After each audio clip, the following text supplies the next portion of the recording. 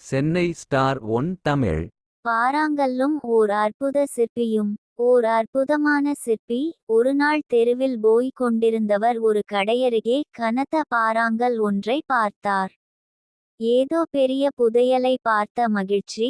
அதன்பின் அந்த கடைக்காரரிடம், ஐயா, இந்த பாறாங்கல் தங்களுக்கு தேவையா அல்லது இதை நான் எடுத்துச் செல்லலாமா என்று கேட்டார். தாராளமாய் எடுத்துச் செல்லுங்கள்.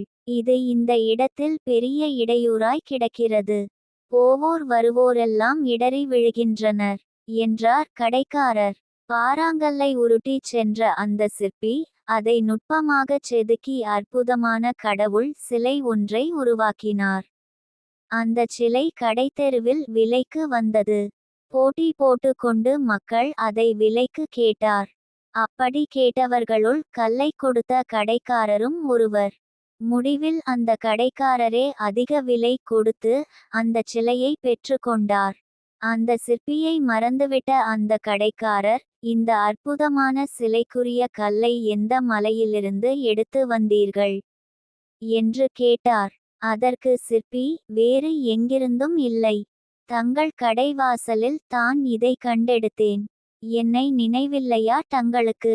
6 மாதங்களுக்கு முன் இடையூறாய் கிடக்கிறது என்று சொல்லி என்னிடம் நீங்கள் கொடுத்த கல் தான் இது என்றார். கடைக்காரர் வியந்தார். ஆம், தங்கள் பார்வையில் இது தடை கல்லாய்த் தெரிந்தது.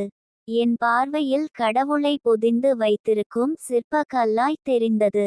வேண்டாத பகுதியையெல்லாம் செதுக்கி எடுத்தேன். உள்ளே இருந்த கடவுளின் உருவம் வெளிப்பட்டது என்றார். தேவையற்ற வார்த்தைகளை வாழ்வில் நீக்கினால் நாமும் விலைமதிப்பற்ற மனிதனாய், ஒவ்வொருவரும் நம்மை போற்றும் வகையில் வாழ்ந்து காண்பிக்கலாம்.